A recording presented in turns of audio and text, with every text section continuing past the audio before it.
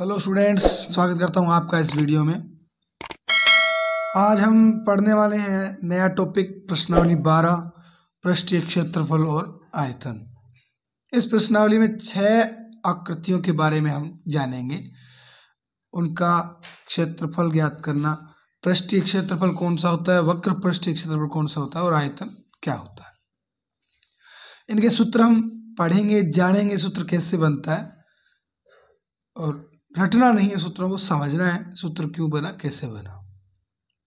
और हो सकता है अपना ये आज दीपावली की छुट्टियां होने वाली है तो ये इन दिनों का अंतिम वीडियो हो, इसके बाद दीपावली की छुट्टी के बाद नेक्स्ट वीडियो आने वाला है।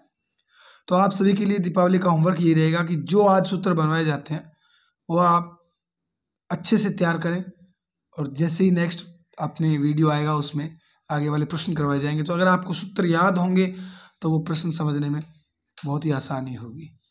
इससे पहले वाले वीडियो में हमने 11वीं प्रश्नावली कंप्लीट कर लिया है। जिन विद्यार्थियों को 11वीं प्रश्नावली तक किसी प्रकार का कोई भी डाउट है तो वो चैनल पे जाके 5वीं प्रश्नावली, 8वीं प्रश्नावली, 9वीं प्रश्नावली, 10वीं प्रश्नावली और 11वीं प्रश्नावली के वीडियो पार्ट वाइज प्लेलिस्ट में मिल जाएंगे, वहां से आप अपने डाउट क्लियर कर सकते हो।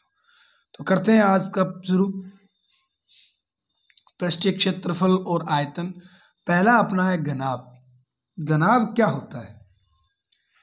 पहली चीज है अपने पास, घनाभ क्या होता है? घनाभ होता है एक ऐसी आकृति जिसकी ऊंचाई, लंबाई और चौड़ाई हो, यानी जिसकी 3 विमाएं हो, ऐसी आकृति को क्या कहते हैं? घनाभ कहते हैं। क्या कहते हैं? घनाभ। तो पहला पॉइंट अपना है घनाभ। घनाभ बना लेते हैं।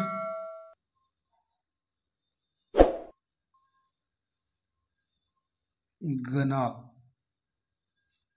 बहुत ही आसान है इनके सूत्र बनाना। अगर सूत्र समझ में आ गया तो आपको रटना नहीं पड़ेगा। ये अपने घनाभ बना लेते हैं।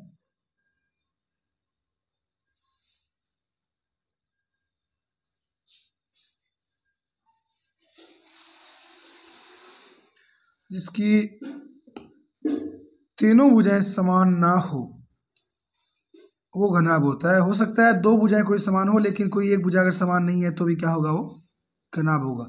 हो सकता है ऊंचाई और ये चौड़ाई है जो बराबर हो, लंबाई अलग हो सकता है लंबाई और चौड़ाई बराबर हो और ये ऊंचाई बराबर ना हो।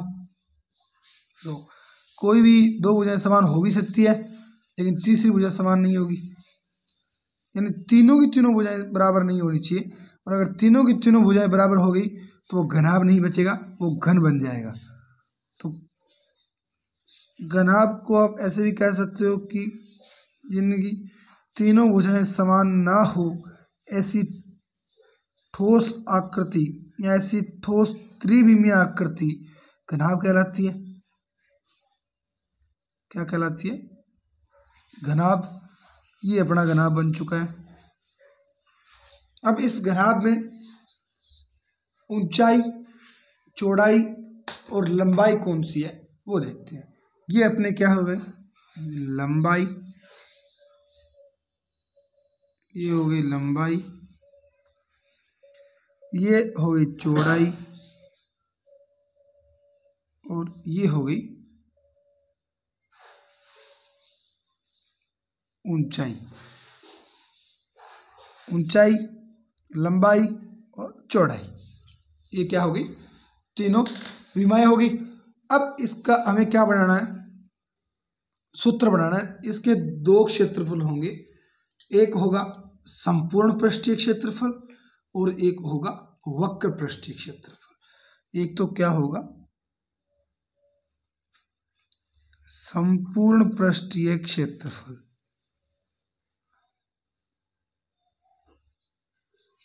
संपूर्ण पृष्ठीय क्षेत्रफल। सबसे पहले अपने संपूर्ण पृष्ठीय क्षेत्रफल बनाते हैं। तो क्या बनेगा? अब इसमें पृष्ठ कितने हैं? एक चीज जो सामने दिख रहा है ये वाला, ये पूरा। दूसरा इसके जस्ट पिछली साइड है।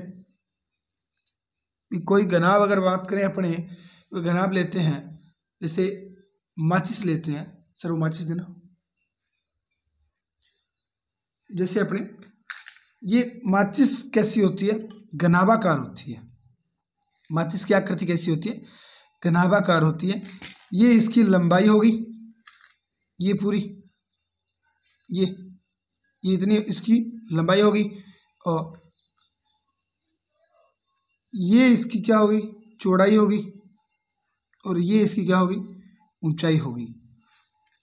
ये इसकी ऊंचाई, ये चौड़ाई और ये लंबाई।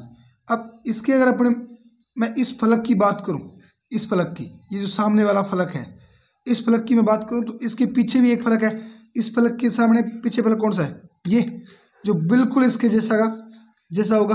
अगर मैं इस फलक की बात करूं तो बिल्कुल इसके जैसा इधर भी एक फलक और है, यानी आमने सामने के फलक भी इसमें बराबर होंगे। तो ये फलक अगर इस एक फलक को देखें अपने, तो ये फलक क्या होगा, ये जो फलक है, ये फलक एक आयत नहीं है क्या, ये फलक एक आयताकार बॉक्स की तरह है। तो इसका एक फलक, यानी एक फलक ये क्या होगा, आयतन होगा।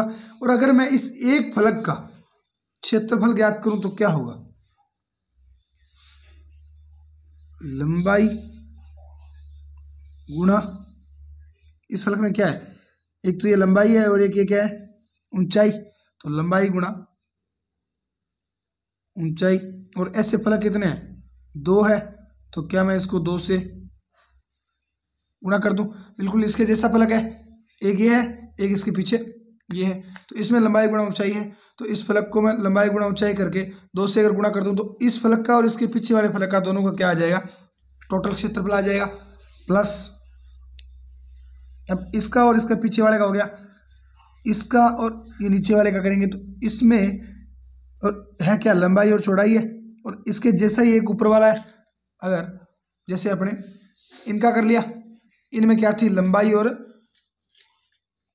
अगर इस घनाभ को मैं ऐसे देखूं तो लंबाई और ऊंचाई किसमें है, ये लंबाई और ये ऊंचाई इसमें, तो इसका और इसका हमने कर लिया।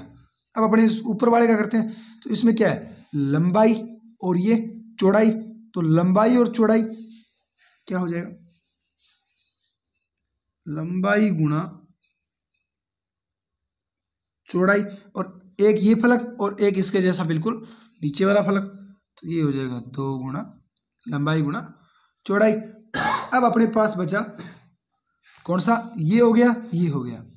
अब है ये बड़ा फलक, इसमें क्या है, चौड़ाई और ऊंचाई। तो एक क्या हो जाएगा, प्लस चौड़ाई गुणा ऊंचाई, और इसके जैसा एक फलक बिल्कुल सामने। तो ये क्या हो जाएगा, 2 गुणा चौड़ाई गुणा ऊंचाई। अब अगर आप देखोगे इसमें तो 2 यहाँ भी है, यहाँ भी है, और यहाँ भी है, प्रत्येक जगह 2 है।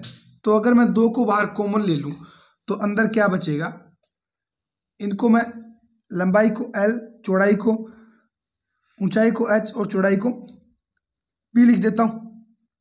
L यानी लेंथ, B यानी बेस, और H यानी हाइट। तो 2 बाहर मैंने कॉमन ले लिया, पहले अपने इसी हिसाब से लिख देते हैं, पहले इसको लिख देते हैं, लंबाई गुणा चौड़ाई, रिदम बन जाएगी, याद करने की आसान होगा। तो लंबाई गुणा चौड़ाई प्लस चौड़ाई गुणा ऊंचाई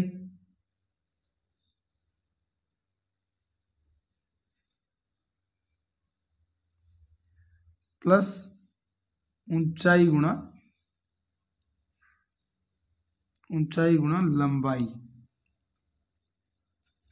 अब इनको LB और वैसे बना लेते हैं, तो ये हो जाएगा 2 गुणा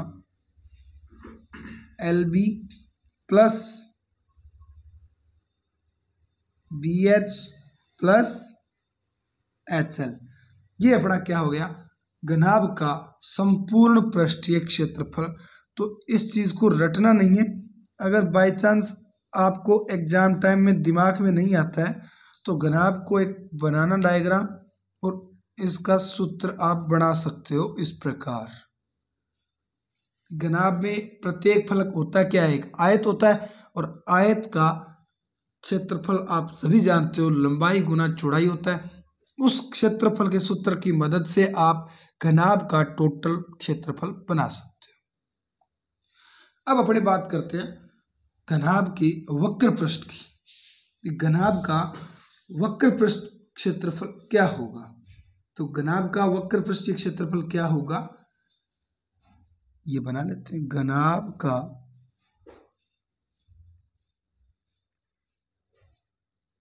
वक्र पृष्ठ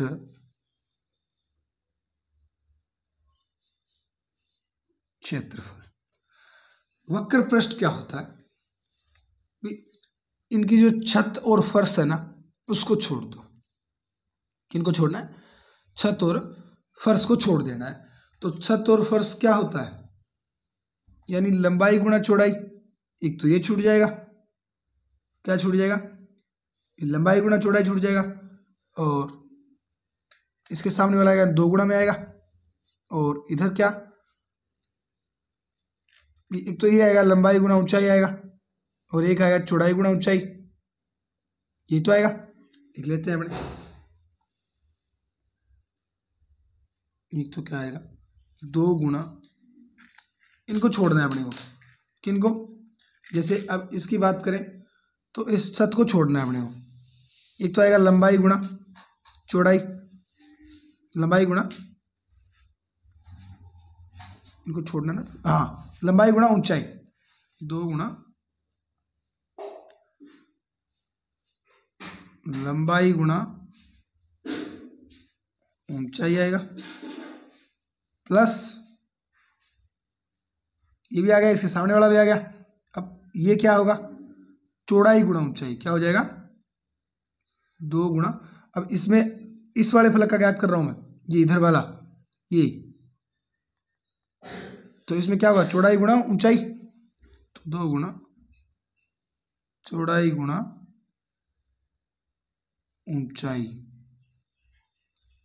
अब इनका तो हमें ज्ञात करना ही नहीं है, छत वाले का तो हमें सिर्फ इतना ही चाहिए। एक तो ये लंबाई गुणा ऊंचाई आ गया, एक चौड़ाई गुणा ऊंचाई आ गया, ये बच गया लंबाई गुणा चौड़ाई वाला, ये हमें छत का चाहिए ही नहीं। तब अब दोनों में देखिए आप, 2 कॉमन आ रहा है बाहर, और ऊंचाई भी कॉमन आ रहा है, तो 2 गुणा ऊंचाई बाहर कॉमन ले लेते हैं। 2 गुणा ऊंचाई बाहर कॉमन आ गई, अंदर क्या बचा? लंबाई प्लस चौड़ाई, क्या बचा अंदर? 2 गुणा ऊंचाई और लंबाई प्लस चौड़ाई। अब इनको वैसे लिख दो आप, 2HL plus B, 2HL plus B, ये हो जाएगा क्या? घनाभ का वक्र पृष्ठीय क्षेत्रफल। और पृष्ठीय क्षेत्रफल हो चाहे कोई सा भी क्षेत्रफल हो, क्षेत्रफल की जो इकाई है वो क्या होती है? वर्ग इकाई होती है। क्या होती है? वर्ग इकाई। ये वर्ग इकाई, ये इधर भी वर्ग इकाई। अब अपने घनाभ का आयतन क्या बचा है? संपूर्ण पृष्ठीय क्षेत्रफल आ गया, घनाभ का वक्र पृष्ठीय क्षेत्रफल आ गया, अब बचा है सिर्फ घनाभ का आयतन। आगे वाले एकदम आसान आसान है सारे सूत्र। घनाभ का आयतन क्या हो जाएगा? घनाभ का आयतन, आयतन होता क्या है? जैसे इस माचिस को मैं एक बार बाहर निकालता हूं, इसमें तिल्लियां दिखेगी आपको। ये एक घनाभाकार बॉक्स है। आयतन ये होता है कि इसमें कितनी तिल्लियां आएगी, इसमें कितनी मात्रा आएगी। अब इसमें मात्रा कैसे आएगी? वो जो इसका आधार है, ये तला, इसका क्षेत्रफल, यानी इस पे रखी जा रही है तो इसका क्षेत्रफल इतने दूर में समाएगी, और कहाँ तक? जितनी इसकी हाइट है वहां तक। तो आधार का क्षेत्रफल ज्ञात करके अगर मैं हाइट से गुणा कर दूं तो इसमें पूरी की पूरी कितनी मात्रा आने वाली है वो आ जाएगी। तो आयतन का सूत्र क्या बनता है? हमेशा चाहे कैसी ही आकृति हो, आधार का क्षेत्रफल गुणा ऊंचाई। इसका आधार कैसा है? आयताकार है, तो आयत का क्षेत्रफल क्या होता है? लंबाई गुणा चौड़ाई, और गुणा किससे करनी है अपने को? आयतन ज्ञात करना है तो ऊंचाई से। तो ये हो जाएगी लंबाई गुणा चौड़ाई गुणा ऊंचाई, यानी आयतन का क्षेत्रफल, आयतन का सूत्र क्या होता है, L गुणा B गुणा H। ये क्या होता है, घनाभ का आयतन। और आयतन की इकाई क्या होगी, आयतन की इकाई होगी घन इकाई। क्या होगी, घन इकाई। आयतन की इकाई हमेशा ही क्या होगी, घन इकाई होगी। अगर सेंटीमीटर में दिया है तो घन सेंटीमीटर हो गया, और मीटर में दिया है तो घन मीटर हो गया। यानी आपको इकाई जो संख्याओं में मिले प्रश्न में, उसके आगे घन लगाना है। सेंटीमीटर में दिया है तो घन सेंटीमीटर हो गया, मीटर में दिया है तो घन मीटर हो गया। अब अपने बात करते हैं, दूसरा है घन। क्या है, घन। तो घन की बात करते हैं अभी। घन कैसा होता है, घन में 6 की 6 फलक जो है वो बराबर होंगी। क्या होगी, घन में 6 के 6 फलक बराबर होते हैं। तो बना लेते हैं बराबर फलकों वाला एक घन।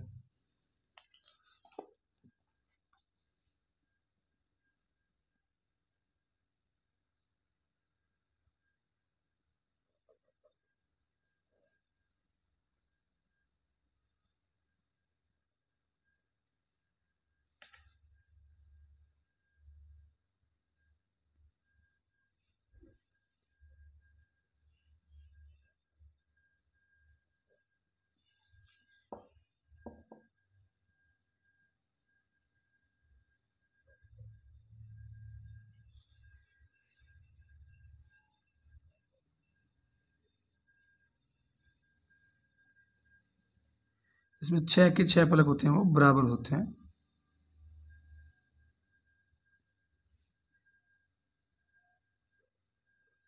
डायग्राम बनाना आप सीख लेना, अभी काम आने वाला है। इस प्रकार घन का डायग्राम बनाया जाता है। पहले घनाभ का बनाया ही था हमने।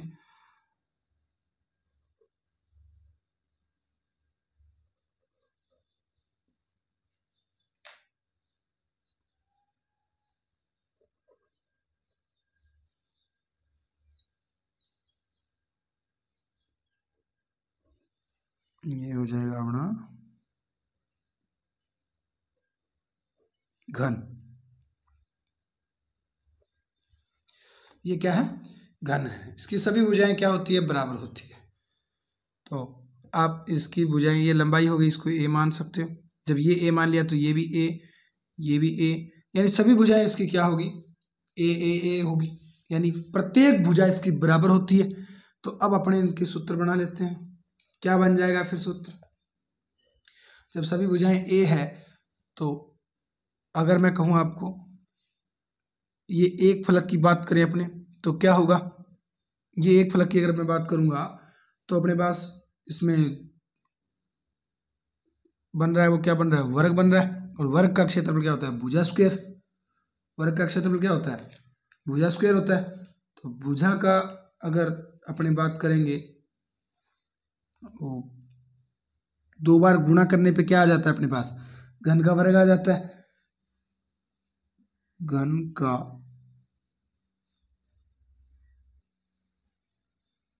संपूर्ण पृष्ठीय क्षेत्रफल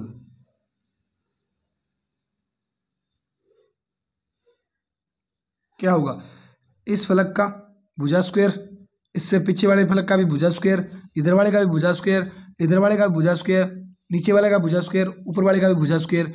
इस प्रकार 6 फलक हैं और 6 का प्रत्येक का क्या भुजा स्क्वायर हो रहा है। तो इसका टोटल कितना हो जाएगा, सबको जोड़ेंगे तो 6 गुणा भुजा स्क्वायर, या भुजा कितनी है ए, तो 6a स्क्वायर क्या होगा, घन का संपूर्ण पृष्ठीय क्षेत्रफल वर्ग इकाई। क्या हो जाएगा ये, इसका संपूर्ण पृष्ठीय क्षेत्रफल हो जाएगा। नेक्स्ट अगर बात करें अपने इसका वक्र पृष्ठीय क्षेत्रफल, तो 2 साइड को छोड़ना है, एक तला छूट जाएगा और एक जो ऊपर वाली छत है वो छूट जाएगी। तो इसका वक्र पृष्ठीय क्या हो जाएगा, वक्र पृष्ठीय क्षेत्रफल, वक्र पृष्ठीय क्षेत्रफल क्या हो जाएगा, 2 भुजाएं छोड़ दी तो पीछे बचे कितने, 4a²। क्या हो जाएगा, 4a²। अब इसका आयतन क्या होगा, इसका आधार का क्षेत्रफल भुजा स्क्वायर होगा और उसकी हाइट से गुणा करेंगे, यानी भुजा से गुणा करेंगे तो कितना हो जाएगा, भुजा क्यूब। तो घन का आयतन क्या हो जाएगा, घन का आयतन हो जाएगा भुजा क्यूब। क्या हो जाएगा, भुजा क्यूब, यानी a³। ये घन का आयतन हो गया। अब 2 फॉर्मूले हैं जो हो सकता है आपको कहीं उनकी जरूरत पड़ जाए, घन और घनाभ के विकर्ण। लेकिन अभी अपने 12.1 में जरूरत नहीं पड़ेगी, 12.2 में जाके जरूरत पड़ेगी। तो पहले वो जानने की आपको जरूरत तो नहीं है, लेकिन जरूरत पड़ेगी तो अपने जान लेते हैं अभी घनाभ का विकर्ण क्या होगा, क्योंकि आपको याद भी करनी है सूत्र दीपावली की छुट्टियों में। घनाभ का विकर्ण, घनाभ का विकर्ण हो जाएगा रूट में, घनाभ का विकर्ण हो जाएगा रूट में l²। ये 12.2 से पहले अपने समझ लेंगे इसको थोड़ा सा, लंबाई का वर्ग प्लस चौड़ाई का वर्ग प्लस ऊंचाई का वर्ग। और घन का विकर्ण क्या हो जाएगा, घन का विकर्ण तो आसान हो जाएगा, इसका ऐसे करेंगे तो ये दोनों भुजाएं बराबर है तो ये आ जाएगा अपने आप √3। घन का विकर्ण, घन का विकर्ण क्या होगा, √3 गुणा भुजा।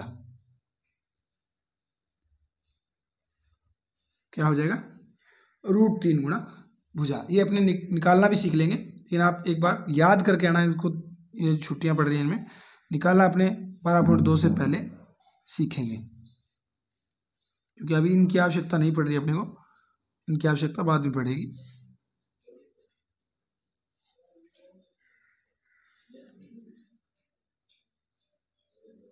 अब अपने चलते हैं, आकृति है नेक्स्ट बेलन। क्या है, बेलन है, बेलन के बारे में पढ़ते हैं। ये फॉर्मूले स्क्रीनशॉट ले सकते हो आप इनका, और अच्छे से तैयार कर लेना इन फॉर्मूलोज को। अब बात करते हैं अपने नेक्स्ट आकृति है जो अपनी बेलन।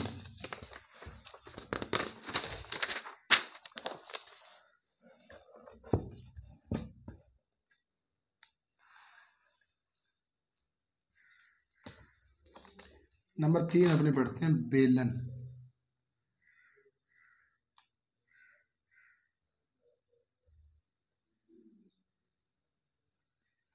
तो एक बेलन बना लेते हैं। बेलन कैसा होता है,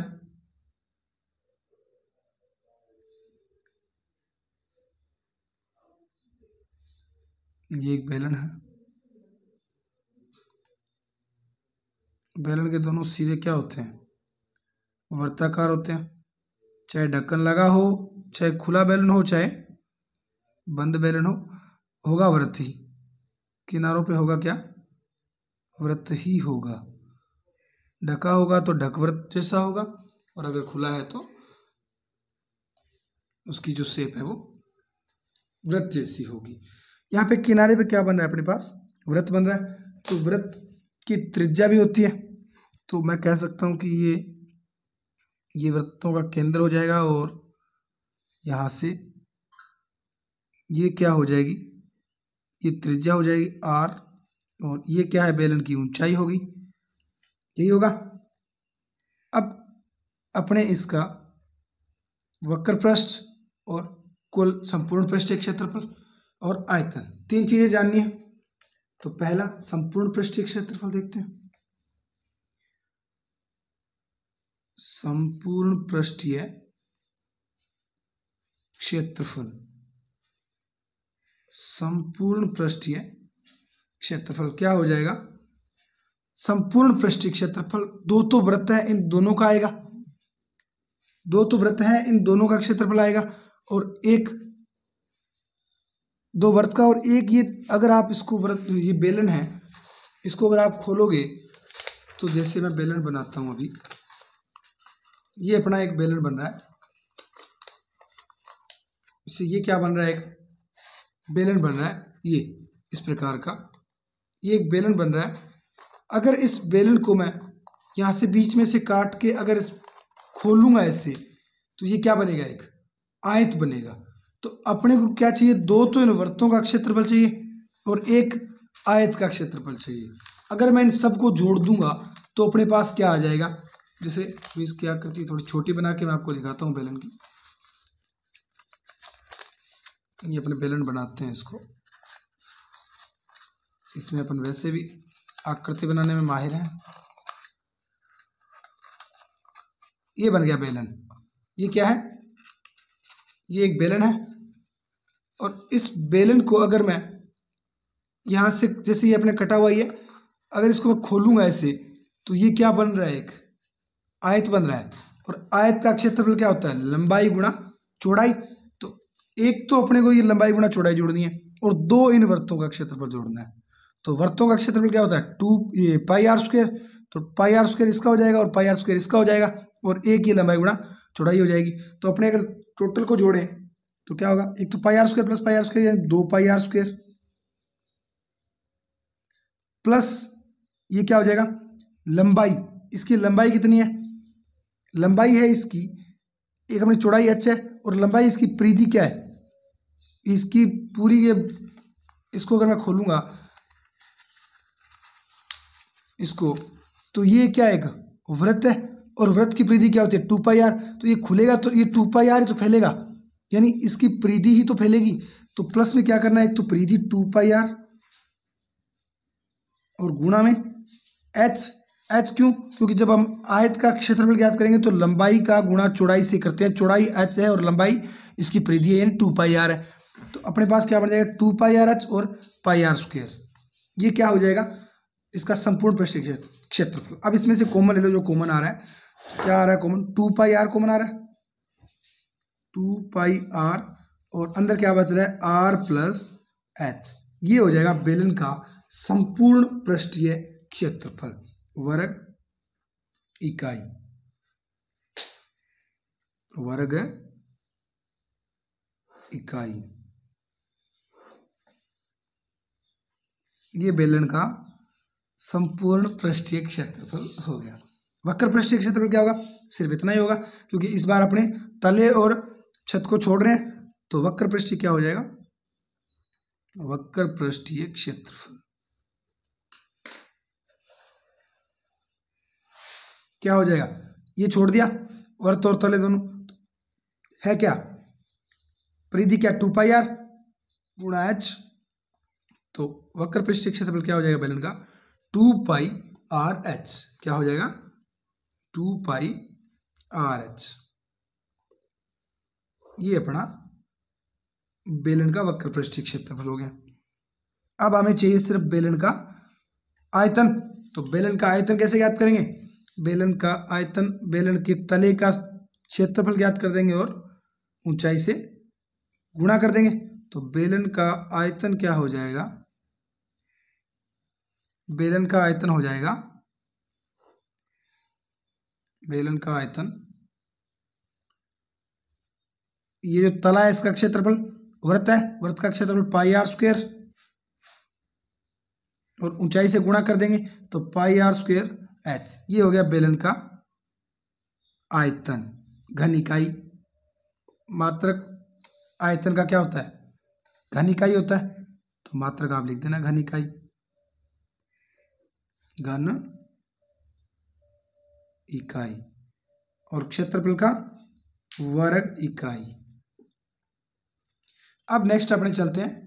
अब जो बचे हैं वो एकदम आसान आसान है। इन क्षेत्रफल जो आयतन और क्षेत्रफल के सूत्र है इनसे निकालने हैं, वो आपको निकालना बहुत मुश्किल हो जाता है, सिर्फ याद ही करना है। शंकु का एकदम आसान आसान है। नेक्स्ट अपना है शंकु। शंकु का डायग्राम बनाते हैं। शंकु का डायग्राम कैसे बनता है, शंकु अगर आपने कभी ये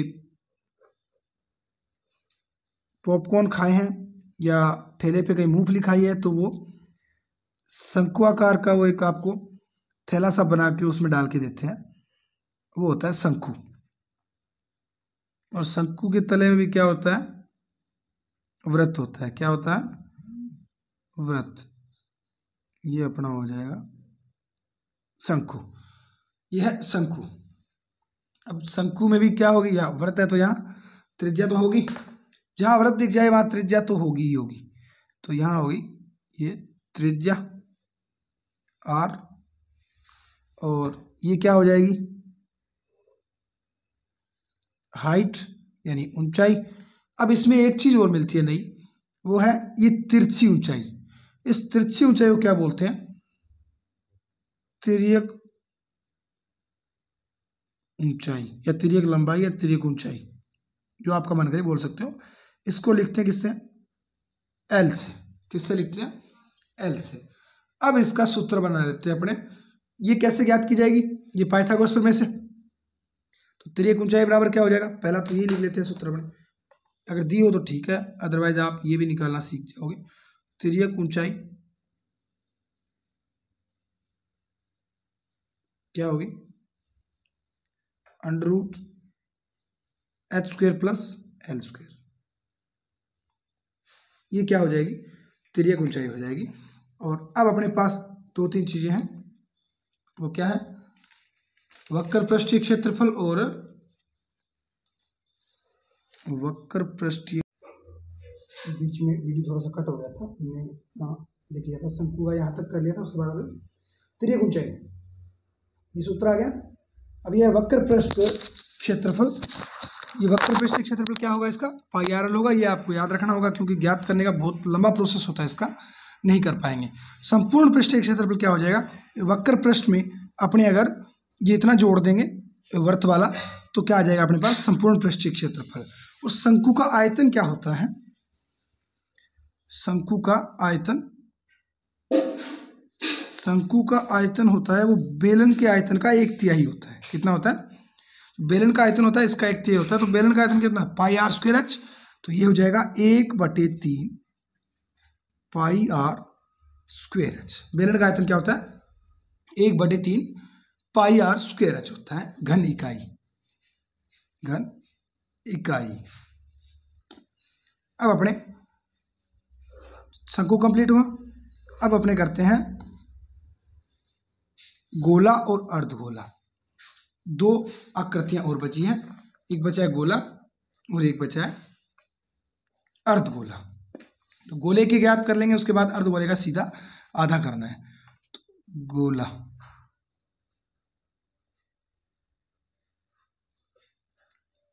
गोला होता कैसा है,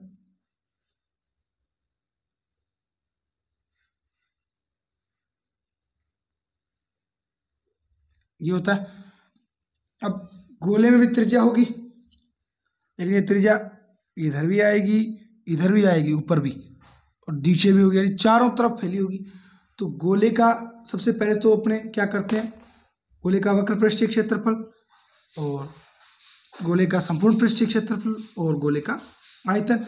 तो गोले का संपूर्ण और वक्र पृष्ठीय क्षेत्रफल बराबर ही होगा। क्यों होगा, क्योंकि गोले में कोई छत और तला होता नहीं है, तो एक ही चीज होती है वो। तो लिख लेते हैं गोले का पृष्ठीय क्षेत्रफल, चाहे संपूर्ण हो चाहे वक्र हो, कितना हो जाएगा। ऐसे मान लो अपने इसमें 4 वृत्त होते हैं, तो 4πr²। कितना होता है, 4πr²। इधर भी ये और इस साइड भी, और एक अपने मान लो इस साइड, ऐसे करके 4 वृत्त होते हैं इसमें। 4 वृत्तों यानी 4 दिशाओं से इसका निकालते हैं अपने। तो ये बनता है 4πr² वर्ग इकाई। और अब एक गोले का आयतन है, तो आयतन क्या हो जाएगा, ये इसके क्षेत्रफल के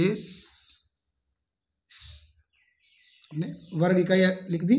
अब इसका आयतन क्या होगा गोले का, तो गोले का आयतन होता है 4/3, गोले का आयतन होगा 4/3 πr³। क्या होगा, 4/3 πr³। ये गोले का आयतन हो गया। अब अपने चलते हैं अर्धगोले की तरफ।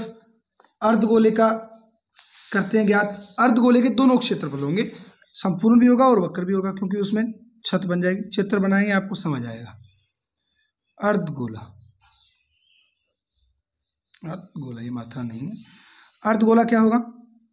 बिल्कुल अपने घर पे कटोरी होती है उसके जैसा होगा। ये अपना क्या है? अर्धगोला। इसके ऊपर जो हिस्सा है जहां कटेगा वहां भी क्या बनेगा? एक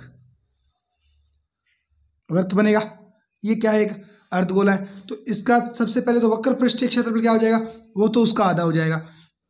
वक्र पृष्ठीय क्षेत्रफल क्या होगा? वक्र पृष्ठीय क्षेत्रफल इसका आधा, तो ये था 4 पाई आर स्क्वायर, तो ये कितना हो जाएगा? 2 पाई आर स्क्वायर। ये इसका आधा हो जाएगा। इसका आयतन भी इसके आयतन का आधा हो जाएगा, तो कितना बन जाएगा? 2/3। आयतन कितना हो जाएगा?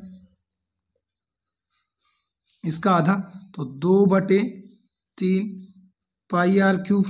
अब बचा इसका संपूर्ण पृष्ठीय क्षेत्रफल। संपूर्ण पृष्ठीय क्षेत्रफल इसका अटपटा सा ही होता है।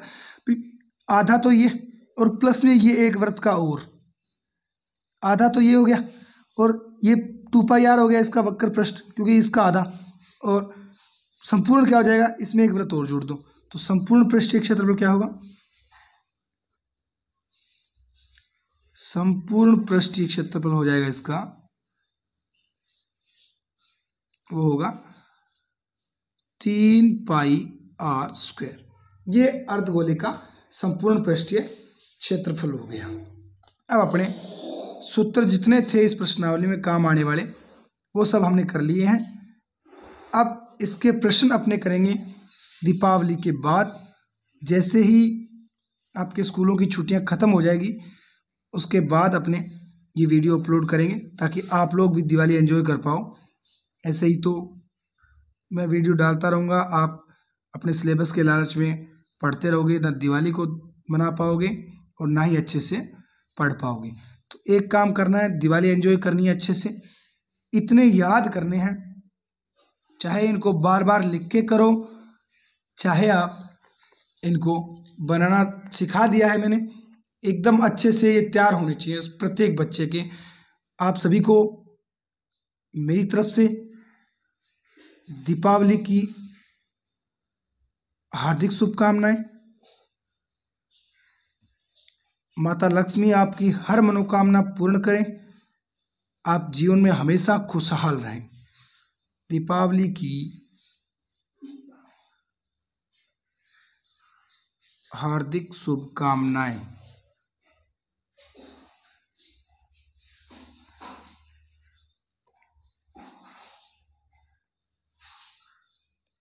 माता लक्ष्मी आपकी हर मनोकामना पूर्ण करें, जीवन में आप अनंत ऊंचाइयों को छुएं। मिलते हैं नेक्स्ट वीडियो में दीपावली के बाद। जय हिंद, जय भारत, धन्यवाद, शुभ दीपावली।